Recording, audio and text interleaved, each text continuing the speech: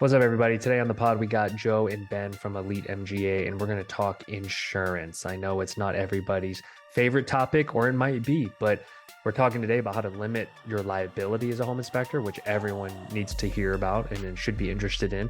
Talking about empathy, the ability to write, and how that can help you in claims or reducing your claims against you. And then how it is to recommend contractors, some things to look out for there, and why it might not be as risky as you think to do, and their perspective is definitely one that's informed given they see the legal side of everything. And then at the end they talk a little bit about a potential discount you could get if you use Spectora, so you'll want to listen till the end on that. So hope you enjoy the pod, and I'll include info for them in the description to reach out. Thanks. All right, everybody.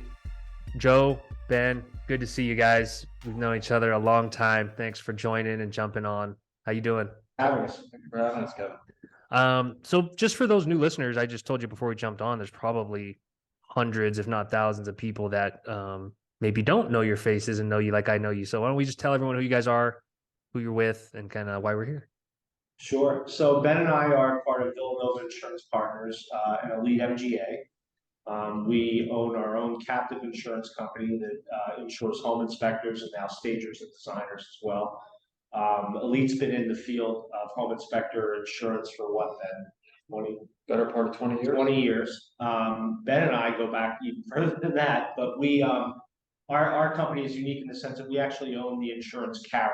So we manage everything from soup to nuts, from the rates, the claims, coverage. Everything is run directly through us. So there's nobody, out there in the ether making decisions on any of this stuff related to our insurance. I've been a litigator for 25 years.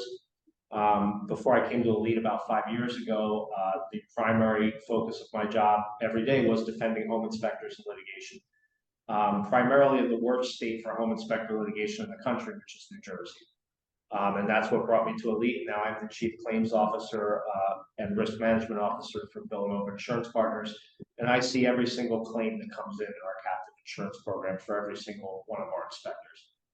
So you're kind of the dawn in the industry. You've defended, you've seen claims, you kind of know. I joke about it that I've had every permutation of claim you can possibly come up with, from you didn't tell us the house was haunted, you didn't tell us it was a meth lab, all the way to the garden variety stuff that the inspectors deal with every day. I've pretty much seen it all. You get it. Yeah. No, your knowledge goes deep. Ben?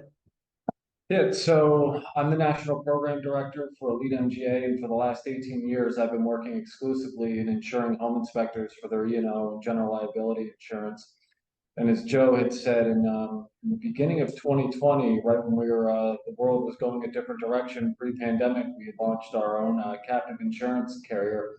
And the reason we had done that was after years and years of seeing home inspectors insured through various carriers, some of which that we've worked with for years. We just saw too many issues with claims being mismanaged, coverage not being applied correctly, and really doing a disservice to home inspectors. So we kind of took the bull by the horns and decided to go our own direction to better protect inspectors, to be the decision makers when it comes to how claims are handled, whether coverage applies, and really just to better the insurance world for inspectors across the country. And since then, it's been a great program. We've really enjoyed it, we've grown it, and I think it's really worked to the benefit of all the inspectors we have on our program. Yeah, you guys have built great relationships, and everyone has nothing but great things to say about you guys.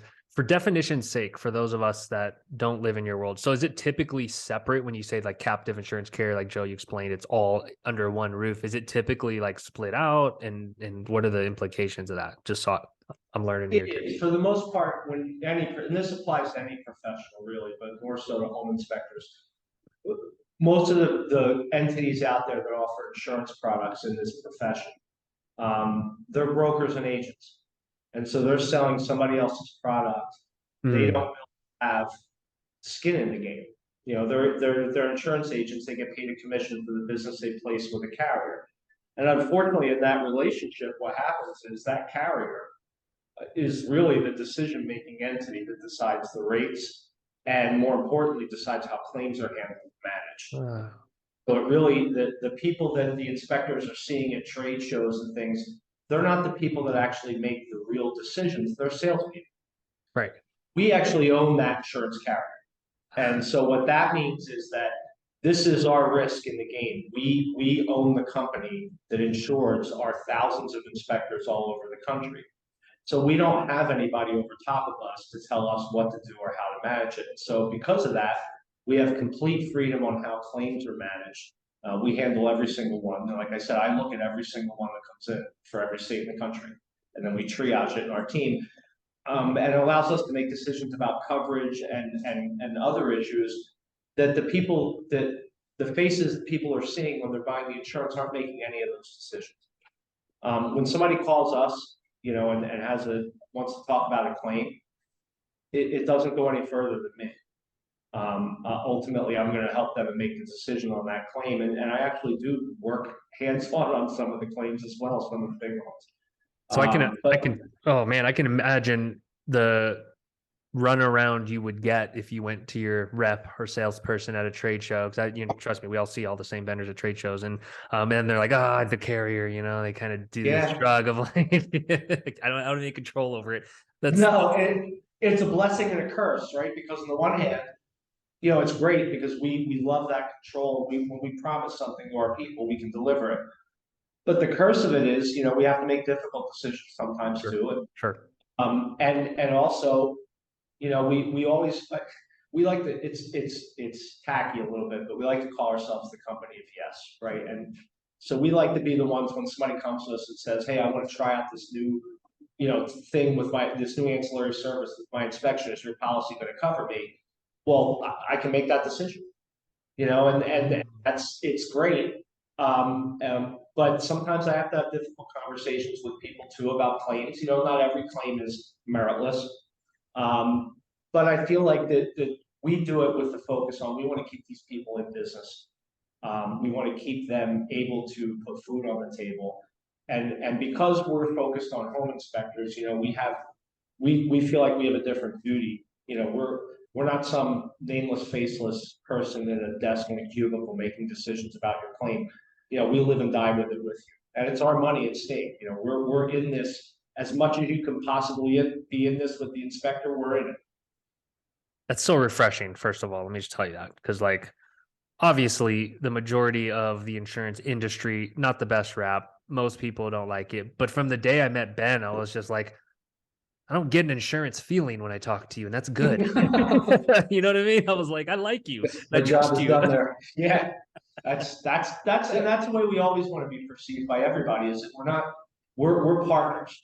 We're not dictators. We want to be there to work with our people to keep them in business. I think the relationship part of this business is paramount, right? You said it earlier, and having the relationships and people want to buy insurance from people that they know and trust. And when we can eliminate that layer of being at the mercy of other people making decisions, whether it's insurance adjusters that are working for an insurance company that are completely unrelated, and eliminate that, and the decisions stop with us, that helps build a trust and rapport with our inspectors. And like I said, that's paramount. And also too, I mean, we work in an evolving industry, right? Things change, services pop up that inspectors want to offer. Even, for example, when the pandemic started, right? The whole idea of doing a home inspection was tricky, right? People didn't want people in their houses. People didn't want any contact with people. So, when something like a walk and talk inspection, that whole idea surfaced. Right. We have to be able to make moves to accommodate what the industry is doing. And when you own your own carrier and have control over that, it makes us a lot more agile, a lot more able to make those quick decisions on the fly to evolve with the industry. And that's important. Yeah, you guys are tapped in. It's like we've been at conferences together where we're hanging out, and you just pick up so much from those relationships and just hearing the chatter of like, oh, we're doing this now. We're pivoting in this way. So how was COVID in your world? Like, what did you guys, I know that's a broad question. Take it however you want. Obviously it was, so when we launched this captive insurance company, it was literally January 2020. So yeah, that was not expected. We did not have that in the business plan. Yeah. And it was tough because all of our insureds, are out there wondering if they're going to be working tomorrow or next week and be able to do their job, because a lot of states shut them down completely.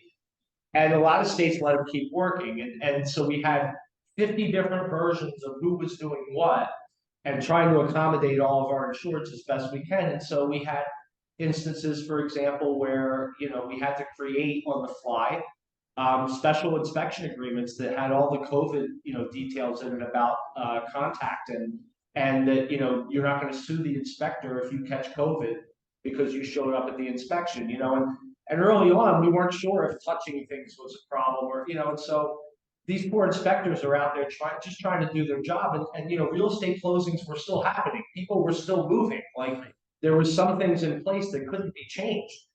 And so we had to adapt quickly to that. And we also, so we did that agreement. And then the walk and talk inspections kind of derived from that, because right after COVID, the market saw some dips in terms of sales.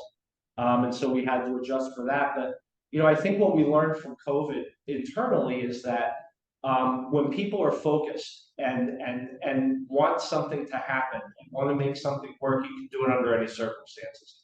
And we were focused, even though we couldn't be in the same room with each other. We were immediately had everything set up that we needed to do to keep communicating, not just internally, but with our insureds as well. And try to stay up on when can they start work, and what can we do. And so that was challenging. But I feel like it's like any good challenge, when you come out on the other side successfully from it, and you learn from that, boy, that becomes some of the greatest experience you can carry with you for the rest of your life, because no matter where the chips fall, and the world can be crumbling, but if you're dedicated to what you do, you can overcome that. Yeah, love it. Love it. Makes sense. What about now? Like, so let's fast forward to now. It's like, what are you guys seeing and hearing out there? Ben, I don't know if, have you been to a conference lately? What's the last conference you went to? Yeah, gosh, that's a good question. Were we down in Texas? Yeah, I think Texas was the last one Ben and I did together. That was in January, right? Yeah.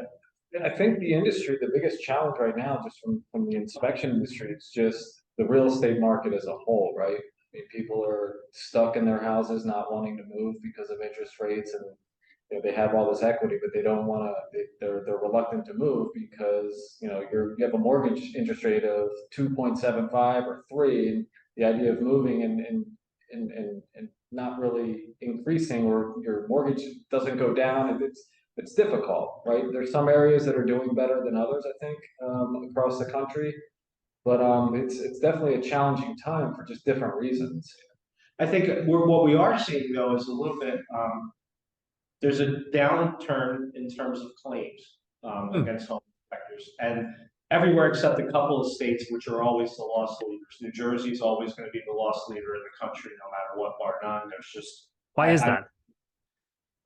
There's a couple reasons. The first reason is that it's a litigious state generally, and not just for home inspection, for any kind of claim whatsoever. So we have that issue. There's a lot of transactions, and we tend to see in New Jersey, the court system is reluctant to dismiss lawsuits before we all spend tens of thousands of dollars getting to the same facts that we knew when we started the lawsuit. Right. And so the judges won't throw cases out. For example, when we have a clear situation where there's a claim that the inspector did not detect mold, well, that's not part of a home inspection. So that's anybody in this business would say that's a relatively easy claim. Not New Jersey. They filed a lawsuit. We moved to dismiss it on that basis, and the judge says, well, we're going to let them develop their case. And $25,000 or $30,000 later, the case is developed. Yeah. And it turns out that it's worth 10 grand, and so we have that. That's a huge wall, and it's not something we can control, and so we have to adapt, right? Like with any risk, if you can't eliminate it, you have to guard against it or insulate against it as best you can. And so we try to do that as much as we can. We spend a lot of time on education in New Jersey. The other thing is that it's a weird state, and really the only other one like it is California, in the sense that you get mountain houses with structures and $15 million homes, and then if you go south in the state, it's farms and row homes and things. And so the dichotomy of all the different types of construction, the people coming in and out of there, the amount of it just adds up to a kind of a boiling pot a little bit there. And so, we still write there very successfully. But that's where we get what we see, unfortunately, is that when those things come to us, they're usually lawsuits. The way our company is organized is we like to get access to these things as soon as the inspector knows it's coming, whether it's a lawsuit or not. And even if it's not going to be something that's going to be a payable claim, we want to manage it and get rid of it, because a lot of times if you can get your hands on these things and do your investigation before everybody's paying the lawyers. And look, I was one of those lawyers, but before the lawyers get rich on the case, if we have that in advance, a lot of times we could diffuse that situation in a much more favorable way for the insured and for the claimant, quite honestly. So that's been the challenge there, is that things mostly start out as lawsuits where we don't have a lot of opportunity there. People are already incurring legal bills, and so they're much more reluctant to either dismiss or resolve a disputed claim. But everywhere else has been relatively slow in terms of claims, and so it gives us more time to focus on education for our inspectors. And what we do is we look at every single reported case in the country that comes in that mentions the words home inspection. And we look at every single statute and every single change that happens on a monthly basis. And then we use that internally to develop education plans, seminars, and things that we put out there, for free. We don't charge for any of that stuff, but so we'll go out and do a 2-hour seminar, say in New Jersey, on structure claims, because that's a big ticket item right now there. And so that helps us stay ahead of it, because like I said, if you can't eliminate the risk, you sure have to insulate against it. And being up on current trends in education is a key factor in that, as well as having the right software and report systems, which I could talk about for probably about the better part of the next week, about how they can, influence what happens with a claim, because you might be amazed. You probably wouldn't, because you know what your product is, but Sure. you would be amazed how much that can affect the dollar value, the money that's spent, and how that claim progresses. Because what people lose focus of a lot of times is it's not going to be just home inspectors looking at that report. It's going to be a jury or a judge or an arbitrator. Right. So that thing's got to make sense for everybody. And the average American reads at a 7th to 8th grade reading level. Based on some of the claims I've seen, I might go lower on that. Yeah. So with that in mind, like it's your work product is hugely important, and really, it's one of the first steps in insulating yourself from claims, no matter what state you're in. Sure. Let's get to the report stuff in a second. So I have a few follow-up questions. So you mentioned claims are down. I would have thought the opposite, given people are paying up for homes. So clearly that's not a correlation. Is there a way to make sense of that dynamic? No, there's an easy way to make sense. It's because of the market that we had the last 2 years. So most claims come to us within a year of the inspection. Okay.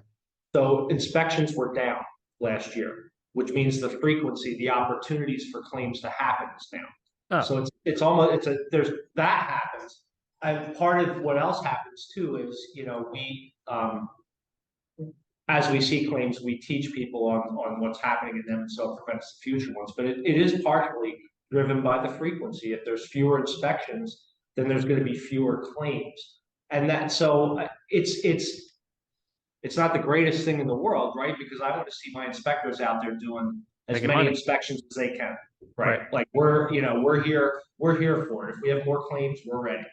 But that's really what's going on now. And so, now is a really good time for inspectors to look at the risk profile. If things are a little bit slower, you're looking at two things usually: ways to make more money and ways to keep your money. And so the risk management component becomes much more important when frequency is down. And look, we've been in this business for a long time, and these trends come and go, and we've seen them before. But I think the other thing that's happening too, though, is I think the home buyers some of them are getting better products and better inspectors than they might have gotten in the past, because I think education is really up. And I think a lot of inspectors are focusing on that in some of their downtime too. And I think that's also contributing to less claims. You bring up a great point, because from my vantage point, there was a flush out at the end of last year and early this year of guys that got in the business just because inspections were raining from the sky. And then the great high quality companies have continued to grow despite less inspections. So that kind of paints the picture there, right? Higher quality, less claims. You mentioned something I want to kind of put out there for inspectors listening of bringing things to you sooner than they think they should. So like that, I bet you that's something some inspectors could benefit from us rehashing of like For bringing it sure. to your care because most people are scared to do that because I'm like, oh, my rate's going to go up, right? That's like the basic. Exactly. Yeah, it's the worst part of the job. Kevin, I think the very value proposition, the backbone of the value proposition of what we offer is sitting right next to me with Joe's experience legally and having years and years of practice defending home inspectors. And we've set up our program, and I hope that every listener out there understands this, is that we're here to help, right? As the insurance provider and our pre-claim assistants and Joe and his staff, that's what they're here to do. But we can only help as much as the inspectors report these matters to us. They can report any incident. We encourage them to do that, right? That's part of their insurance. It's reporting that to us so that we can get them early. Because the last thing we want to have happen is then getting blindsided by a lawsuit. And then once that happens, your deductible is chewed up. We've got to hire local counsel for you.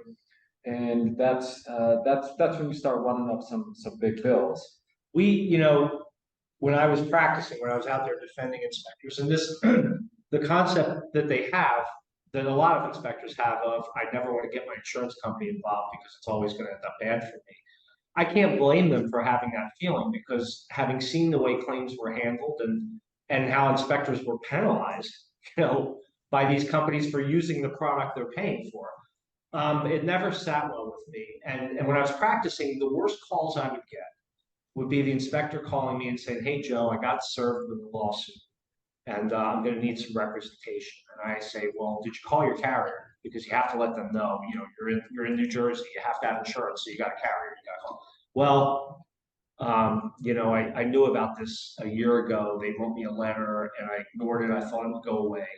And I didn't want to call my carrier because I can't afford to have a claim on my policy. I can't pay more for the insurance this year. My inspections are down. I'm not making as much money, and I really couldn't afford to throw out my deductible and have a claim come. And they always just roll over and settle it anyway. So I would have been, in much worse shape. And I feel your pain. I grew up in a small business family. I know what that's like. But my mandate when I came to Elite was if we're going to do this and have a captive carrier for inspectors, that can't ever happen again. And so we created what we call worry-free reporting. And it's exactly that. You can report things to us. It is not a claim on your policy where it can affect your premium unless we have to write a check for an amount of money above your deductible. Sure. Either to pay a judgment, pay an attorney to represent you, whatever the case may be. And we don't, even if it's not a claim, you submit it to us and we will manage it for you and help you and either resolve it, respond to it, whatever the case may be, even if we're not writing a check. Because all that, it helps us certainly. But more importantly, I never have to have that inspector tell me, "Joe, I should have told you about this 2 years ago," and I didn't. And inspectors are still kind of, suspicious that when I tell them that this is the absolute truth until they go through the process with us and they learn it. That's exactly what we do. I mean, Yeah. That's the bread and butter of this. And my team, they thrive on this. We get it, we triage it, we know what we have right out of the gate. And we can make decisions that will insulate the inspector going forward. And there's a lot of these things go away if they're handled immediately. That's the key point. That's worth reiterating. Like that's worth reiterating. It really is. And the other part of it is when the inspector goes out there, when the client makes a complaint and they're responsive and they go right out there and they go out and they listen to what they say and they photograph all the conditions and everything. That goes a long way to preventing the claim as well. And so what we do when an inspector has something that's not a lawsuit, and I'm not talking about a claim where the house fell down and people have been in, I'm talking about your garden variety home inspection matter. My roof's leaking, my basement's leaking, I found a crack in the wall, right? I got bats, whatever the case may be, right? And so usually involves water somehow. And when we get that in, we can kind of diffuse that. And if the inspector gathers that information for us, we actually help them through that process. A lot of inspectors call me and say, well, I got a call from the client. I don't know if it's going to be anything. What should we do? And I'm right there with them on the phone. Here's what you're going to do step by step. I want you to go out there. You're a business. You're going to be a professional. And the only time I won't recommend somebody go out there is, look, there's always quacks, right? And so we will always have the occasional nut job claimant who wants to yell and scream or whatever the case may be, or try to intimidate somebody. And so we deal with those entirely differently. Sure. But the garden variety ones, we'll educate them and walk them through the process of collecting that information and data, because the other thing is that thing might go away now. And then next year they might have a lawyer and bring a lawsuit. And now all that good evidence of what was there is gone, or it's been repaired, because once they give you the opportunity to go out and look at it, if you blow that off, they can fix it, and they can still sue you even if the evidence is gone, because you had an opportunity to look at it and didn't. And so we gather that evidence, and that helps us decide also, is this going to be something that probably has legs? And if it does have legs, maybe I want to bring an attorney in for my insured right now. Particularly in states where we have legal defenses like limit of liability in the agreement, or a limitation on the time somebody can sue an inspector. Sometimes I'll bring in, and we have a panel of attorneys all over the country that use my template, for how I did it for 20 years. And so they all have their instructions in every state, and they know exactly what I want them to do from point A to point B and how to do it.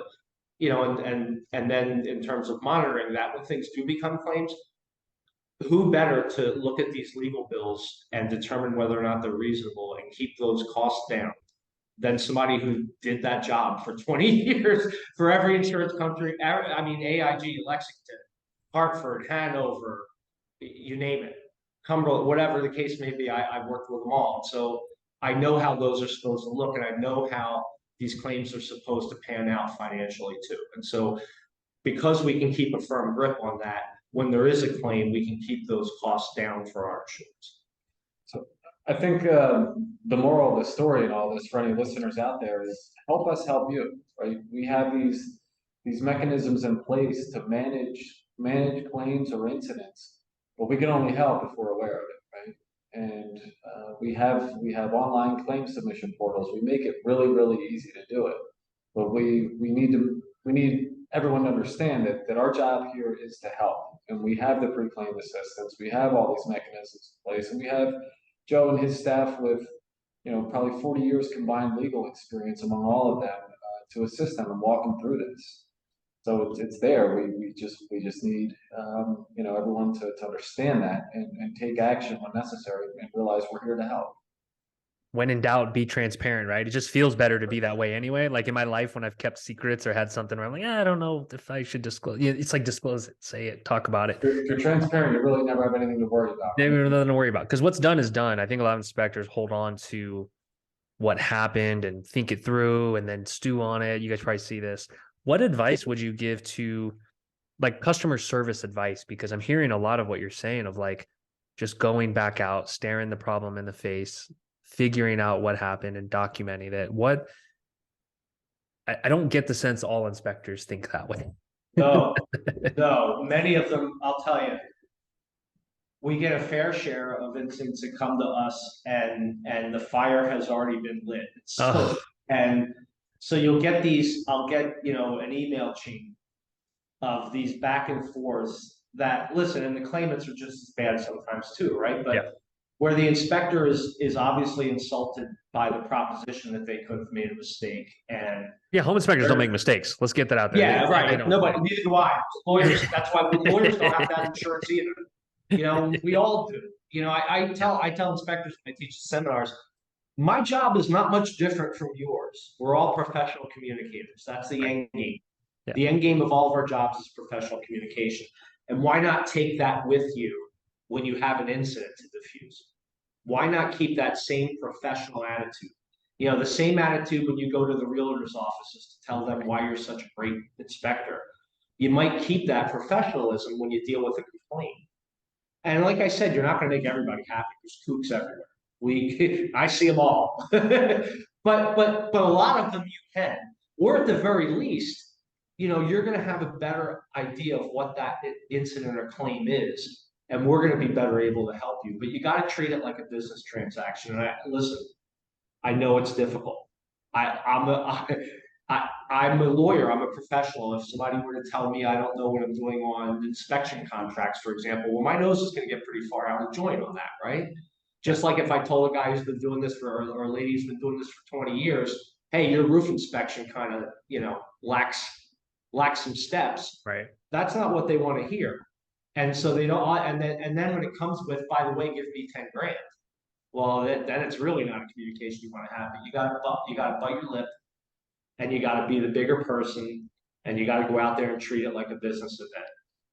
Kevin, I think empathy goes a long way, right? Yeah. And I was on the phone this morning for about an hour with one of my inspectors in California that's got an incident from inspection he did a couple years ago, and the girl that he did the inspection for had a plumber come over to her house and explain to her that the water heater was installed improperly. It's not up to code, and there were a number of other code issues where her house is deficient. And he's upset about it, and there's mold that he couldn't have seen. There's no way he could have seen, and trying to explain to him, he called me wondering, well, how do I respond to this? And I said, well, empathy, right? And you have to communicate what your job is as a home inspector, and equally important, what it's not. But just explaining to her that he's sorry that she's experiencing the situation.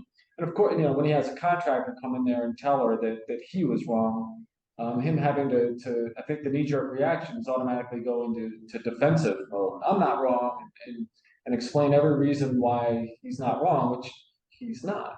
I mean, he did his home inspection in accordance with the standard of practice, but being empathetic and communicating to her that he's very sorry that she's experiencing the situation, and that empathy goes a long way. And when your professional work product is called into question, still having to respond and express empathy to that person for the situation that they're in, while also explaining to them why his inspection is not a code compliance inspection, why he's not liable for these things, and having to walk that fine line of showing compassion and empathy for someone that's in that situation while still educating them accordingly. The other thing that comes up, and for some of the inspectors, when they go out there and deal with the client at the site, be responsive like that and listen to what they have to say. The client comes to figure out that the home inspector is their best witness and advocate, not their enemy. Because look, I mean, the reality is that most of the time these things are seller problems, not inspector. And sellers, and not intentionally trying to commit fraud, but literally everything they're going to do to get that house ready for sale is going to frustrate your ability to do a good inspection. Right. And if they have a stager, and it is the way it is. We can't change the way the dynamic works there. But a lot of times the inspector goes out there and says, when I was here, they had that piece of furniture right in front of that hole in the wall. And that's why it's not in my report. And I could testify for you that it's not, but that's the way it was. I couldn't possibly see it. And it's a shame, because I think, the reality is that most of the time these claims should be between buyers and sellers, but there's no seller's insurance for failure to disclose or fraud in a sales transaction. Right. So usually, I make this joke all the time when I speak, but I'm usually faced with the proposition of trying to find a 90-year-old widow, who sold her family home that her husband built with his bare hands, and she's now, living in a 55 and older community in Florida. And I'm going to track her down and somehow pin this entire thing on her and expect that she has the financial means to respond.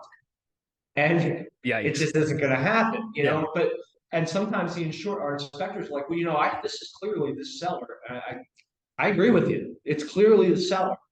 But the unfortunate economics of this is the seller's the last person they're going to go after because they don't have the cash.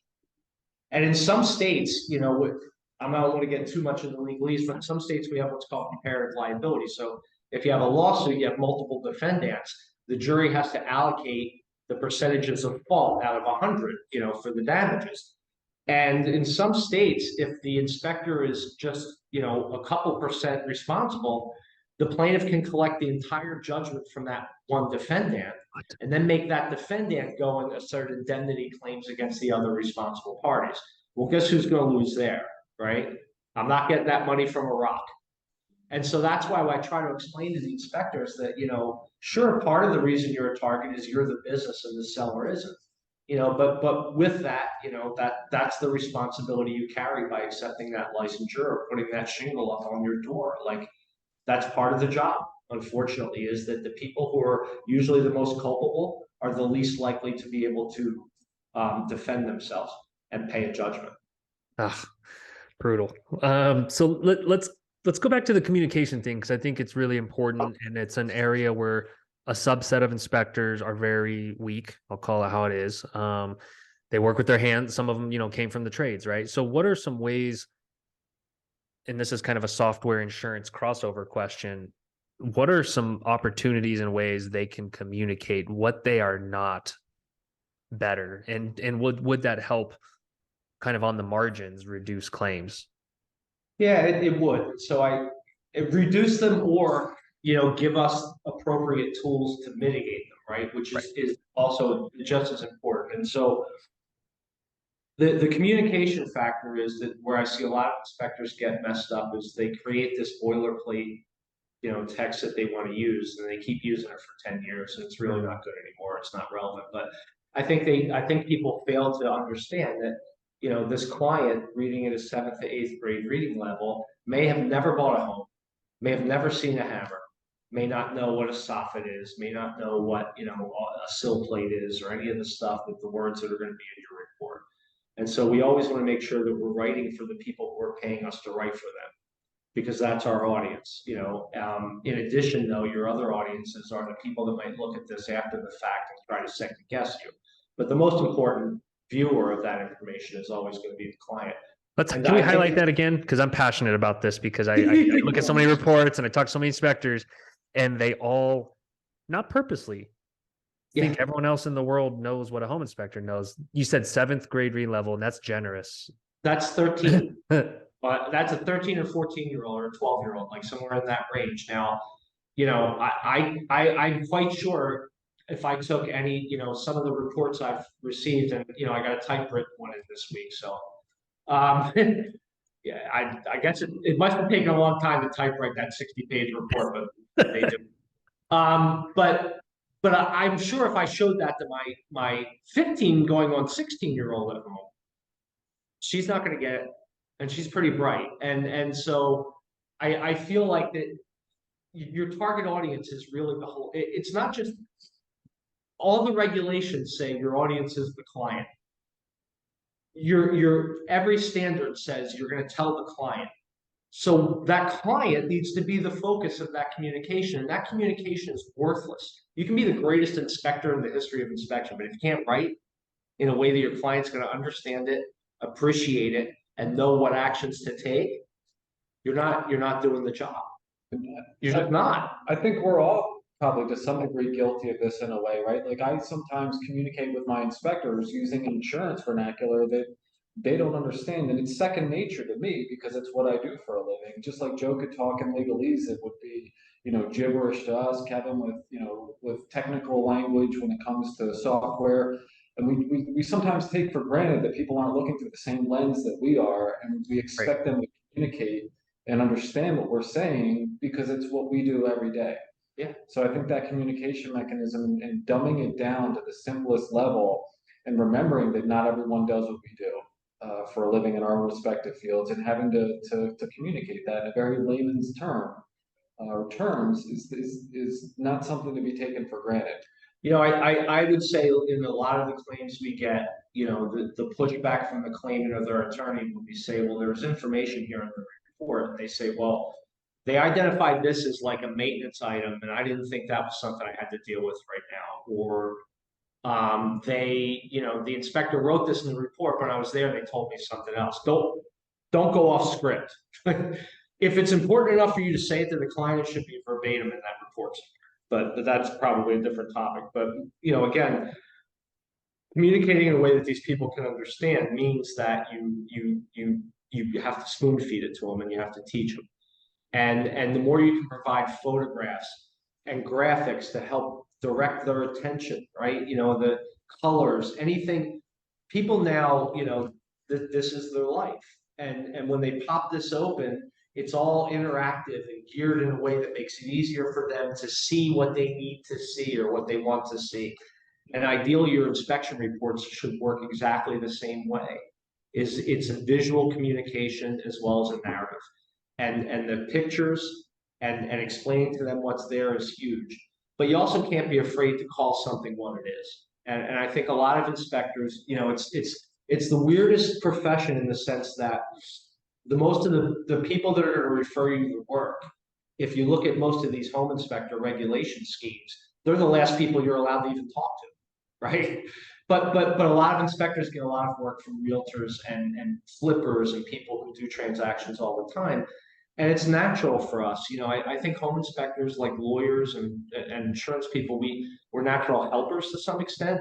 Although people on the other side of me in cases probably would never say that, but it's true. And we try to help people as best we can. And I think sometimes we get lost in the idea that, you know, sometimes we have to just say what it is. And that referral source might not like that, and that may make their job harder, and that's okay. But you know what else it's going to do? It's going to insulate that referral source from liability too. And I think that gets lost sometimes on people. And so I see a lot of reports where the inspector could have been more assertive about what's there. I see a lot of reports where the inspector is not assertive of when they need to do this. And remember, we're talking to a 12 to 14-year-old. So it's not enough to tell them something needs to be done. You know, it's clean your room. Well, how? Right? How and when? So, Yeah. right. And so can I do it Saturday between 3 and 4 instead of now? Like there's all kinds of negotiations. But the point of it is that you're telling them when to do it and who to communicate with. And so I see a lot of times where the judgment call on whether something is, you know, watch it for a while and see if it changes versus have that contractor come out before the end of your inspection period under your agreement of sale. The difference between those two statements is what makes a claim. Wow. I love hearing this because I think some inspectors, I believe, think the opposite, that by giving less, they're like protecting themselves. Not the case, right? If I'm hearing you correctly. No, Yeah. I mean, I rolled through a report this week on a claim where the claim is about leaks in the bathroom. And the bathroom section has a checkbox and it says it was inspected. That's it. That's it. Nothing else. It was inspected. Good luck. So right? when to address something is a sound practice if you feel conviction, and obviously not just Yeah. throwing it Yeah. out I mean, I would say to you that more often than not, the things, if you think if it's a judgment call on whether somebody should come out and look at it, you always want to err on the side of caution for your client. Sure. They may not be happy that they had to pay the engineer $500 or $1,000 to look at the wall, or the realtor might not be happy, the seller might not be happy, but you know what? That's part of the job. You know, I always tell people my job as a lawyer is not to make you happy. Sure. You know, job is to tell you the truth. So related to this, we have a feature in beta I want to get your opinion on. So like a lot of inspectors say, hey, I have a couple good contractors in these trades that I refer people to. I want to start including that. How do you feel that is a good practice? Some states you know it's dicey, in some states you can or can't, but that's a disclaimable thing, right? How do you feel about inspectors saying, because the home buyers are asking them, hey, do you know any plumbers? They're asking them and they're asking the realtor too, just Right. like they ask the realtor for a referral for an inspection. I mean, a lot of people when they're buying this house are moving from somewhere else. They don't know anybody. They don't have Sure. family. They don't have a community there. You know, they're not coming with, you know, people from a church or people that they're in a social club with. They're completely removed now from their base. And so they're going to be looking for people to trust. And I always tell inspectors, this question comes up a lot at seminars, you know, what is the line there in terms of referring somebody? I have zero problem with an inspector recommending a certain contractor to their client or a group of contractors because they know those people are going to do good work. And where the really the rub is in if there's money coming back, right? Because that's where the state regulations in the 38 or so states that have them would start to, the ethics regulations would start to be part of the analysis there, right? Because some of them are much more stringent than others about income sources for inspectors. But I never have a problem with an inspector recommending a particular service or a company that does, different home services. That's what your clients want, and you can't avoid it. Even though the regulation doesn't say you have to do this, you got to work in that community. I think it's a logical thing to do too. I mean, and coming from someone myself that just moved cross country, right? I relied on my home inspector and the contractor referrals that he gave me to have work done around my house because I didn't know who to go to, and what better person to ask for someone reputable than presumably a home inspector that theoretically would know people in the trades that do good work, and the home inspector has their best interests in mind. So I think it's a logical and practical way of referring business. To me, it's no different from your general practitioner doctor sending you to an orthopedist. They're not going to say, go find one. Yeah, go Google it. Yeah, good luck. Right. They're going to say, hey, this is the person that honestly, the doctor reference is a really good thing because the doctor is not making any more money or less money off that referral. They don't care. And so they're going to say, they're going to err toward, I want you to go to people who I know can do the best for you. And I think it's the same for an inspector. Or like if you're subbing out part of the inspection work, I have a lot of inspectors that sub out the radon or the termite or the oil tank sweep or the mold testing. And they refer them to particular people. And it's because they know those people are going to do a good job. And there's something to be said for that. So I think like the basic worry, which I think is typically unfounded, is that like they'll be held liable if the person makes a mistake. Give me the legal feedback here of like, it's kind of implied that when someone refers somebody, they're not taking accountability for the quality of that person's work. Like, just like you said, like the doctor is not worried about getting sued if they refer you to an orthodontist or specialist. So like, what would you say to inspectors that just always seem to worry that someone's going to go into a house and like kill someone and that they're going to be liable? Well, I mean, what we're talking about in legal terms, it's what we would call a claim for negligent referral, right? Mm-hmm. Or a conspiracy, because they'll get that. Believe me when I tell you, these plaintiffs love the idea of all the agents, the home inspectors, just conspiring against them. Like in a room somewhere going, oh, we're going to get them.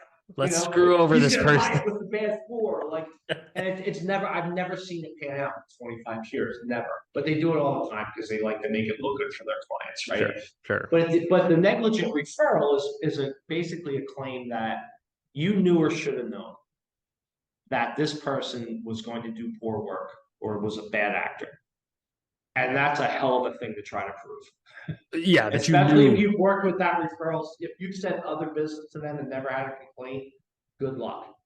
Yeah. The other, now, as far as installation, what we do for our inspectors that sub out ancillary services or even inspections, we provide them with a subcontractor agreement that insulates them from liability and puts the onus on that subcontractor to carry sufficient insurance and to indemnify and defend the inspector from any liability for that narrow part of the service.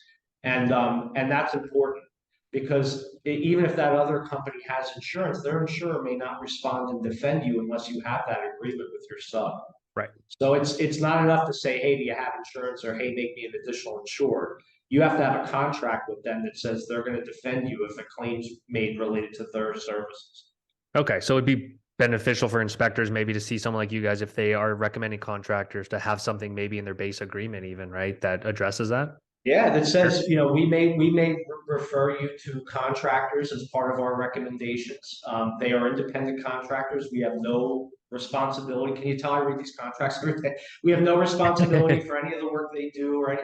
What I put in my base agreement is a third-party provider provision that covers that. That says we're not going to be responsible for any third parties. We're responsible for the work we agreed to do in this agreement. And that's how we deal with it in the home inspection agreement part. So the client's made aware very early on, that that's the case, that this is an independent referral and you're going to go talk to them about your problem. I think the place when it comes to ancillary services where you might see that to be the most prevalent would be something like a sewer scope, right? A lot of home inspectors, they choose not to, they don't want to get involved with it. Many do, but there's some that would rather just defer that to a plumber. But given the chance of, let's say, for example, the sewer scope broke in the sewer line, or You know, they alleged they didn't go far enough out to determine that there was a failure of the line somewhere. I think it's important that if you're subbing that particular service out to have a third party independent contractor agreement in place, in addition to having you being an additional insured on their insurance policy for that particular service. Good call. Cool. No, thanks for weighing in on that, guys. That's I think valuable information for everyone listening. And let's hit on reports, because you mentioned reports. Of course, I'm biased. I think our reports are. I love them. Hopefully so. Yeah, We're biased about insurance too, and it's what it is. Yeah. So it was surprise to me years ago when we chatted, when you said, "Hey, look, like I think your reports do give people a better chance." I don't want to quote you, but like basically, our reports are very visual in nature compared to some of our competitors, and that was not necessarily with insurance in mind. We just thought, hey, this is easier for a human to read, a a seventh grade level to see and digest. So, do Spectora inspectors get like a discount, right? Or like or I guess a little bit of a break because of the reports being more digestible to the end user? Oh yeah, so when we have to come up with the rate, the premium for somebody on a policy, there's a lot of factors that we go into it. And one of our key factors, and it was something, Ben and I we used to see this when we were working with other carriers a lot, right? So we wanted to make sure in our company we dealt with this, but we can give discounts when people are using appropriate risk management tools because it helps us and it helps them insulate risk, but more importantly, it just gives them a much better work product, which is way beyond just the management part of this. It's about this is what people are going to remember you for. It's not going to be because you showed up and you had a nice clean shirt. They're going to remember the report, right? They're going to remember the report you wrote. And so I would say that having that in your toolbox and having a good report does help us eliminate claims. And so we give discounts, not for every type of report product, but certainly for Spectora, because we can see the value of that product when we look at claims. I get claims in and I get the Spectora report. There's some things that make it much easier for me. My interface personally is much easier because I have one-click access to every paper that was produced by that inspector for that inspection, and tracking that stuff down is really, I understand it's logistics, but it's a pain, and so it makes my job much easier because everything that client received, I have it. And not only do I have it, but I have it in a form that I can use. It's not a mimeograph that somebody copied 6 times and faxed to me. It's a dynamic product. And I use, when using the Spectora one as an example, when we respond to claimants or their attorneys about cases, about claims, we cut and paste the exact sections right out of there because it's not just the words, it's how it's presented, it's the dynamic, because a lot of times we're arguing that, the pushback we get all the time is, well, these poor home buyers, you gave them this long report, they were signing stuff and they only had 10 days. And I get it, right? But it's a legal transaction. And it's the single biggest investment most people are ever going to make in their entire lifetime, from a cash perspective, from a safety perspective, from a life perspective. You need to read the report, even if it's a little long, right? Yeah. But I use that because I'm also showing how conspicuous the information is, right? Because that's key too. When they try to say to me, well, I'm paging through this thing and I didn't know what it said and I got lost and the kids were crying. And I want to be able to say, yeah, I get it. But look how well this is laid out to drag your attention right to that thing that we're talking about that happens to be the thing that your claim's based on. Yeah, the summary button or the safety hazard button. Right, where they said, get this checked out by a qualified professional prior to closing. Right, where it throws it right in your face. And that's the dynamic nature of a web-based report. Our thesis early on was like, if you click that safety hazard button or that summary button, it literally shows you 3 cards where it's like, do not ignore these. They are red. The language in there is strong. You can't miss it. And again, I say that, but like my example, you have to remind 12 to 14-year-olds of what to do. And it has to be very clear instructions for them because they will deviate from it. Yeah. Or, the other factor that comes into it, which is something none of us can control that drives me insane, is, in the law profession, we call them jailhouse lawyers, but it's the uncles, aunts, cousins, friends, neighbors, and other folks who want to interpret your report for the client and tell them what's important and what's not. And unfortunately, I get that a lot from agents. where I'll literally, we'll have a lawsuit and we'll subpoena their email file. And I got emails from the agent to your client saying, just focus on the ones in red. Or you know what, don't worry about that other stuff. Only focus on the roof. You know, and that's a battle that's a difficult battle to fight, because there's sometimes the people that referred that client to you. So the client thinks they're like the supreme source of information. And that's hard to deal with. But even then, if I have a really good quality layout, design, and well-worded report, I can work around that. Yeah. Yep. I like that. And then back to what Ben's point of like the early and often communication of what they are and what they are not through emails, phone, text, whatever method. I always tell inspectors, tell homeowners this 5 to 7 times if you can. Like, you can't be redundant enough when it comes to what you're not. That's exactly right. Like, repetition is sometimes the key to winning the battle here. And I always say to people, when I used to ask questions like, well, what do you think about having a summary and, you know, and then having a body of the report? Isn't that redundant? And I would say, you know, sometimes things are important enough to say twice. Yeah. A lot of us are parents here. Have you ever repeated yourself? Right, right. Like, sometimes I have to choose different words, you know, and lay out that communication sometimes, but eventually I'm going to get there. Yeah. You know, and that's what we want. Sometimes, like I said, in this world, people's attention is distracted very easily. So they might be reading that report and get a call, and maybe that line in the summary they missed, but they catch it in the body of the report. And so it's important enough, I think, to repeat things sometimes. Yeah, 100%. Look, guys, this is awesome. Where can people get in touch with you guys if they want to learn more, get tips, get opinions? Where's the best place?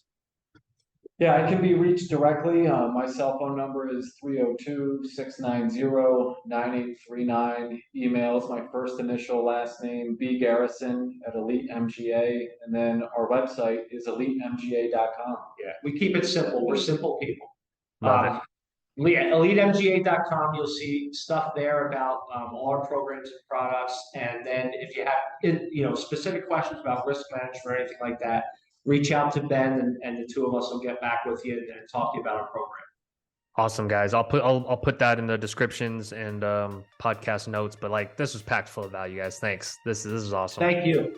We love this. Much better. I'd rather talk to people in advance of problems all the time. So this is a great venue for us. I appreciate you having us. 100%. Cool. All right, guys. Kevin, thanks for your time, man. All right. Take care. Have a good one. See you.